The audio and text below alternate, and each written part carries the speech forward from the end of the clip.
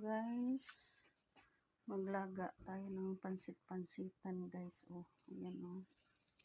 Kasi gamot raw to ng sakit ng mga kasukasuan. Yung may mga naramdaman ka sa katawan, yan gamot. Kaya gagawin ko niyan, pakuluan ko. Kasi naubusan na si nanay ng panghaplas. Naubusan na siya, wala na siyang panghaplas na avocado.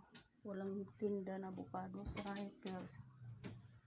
Kaya pansamantala, ilaga ko siya ng ganyan. Para mayroon siyang gamot. Kasi mahirap ang nanay natin guys, pag may sakit.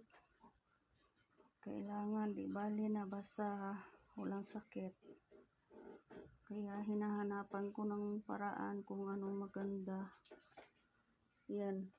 Ito, ilaga ko to ng mga 10 minutes. Mamaya na yan inumin before bed, di ba? Tapos bukas umaga, inumin rin bago mag-breakfast. Yan guys. Kailangan mahalin natin ang ating mga nanay. Habang nandyan pa sila.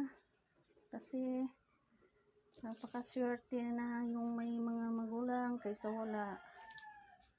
Kaya iparamdam natin sa kanila ang pagmamahal guys. Diba? Oh.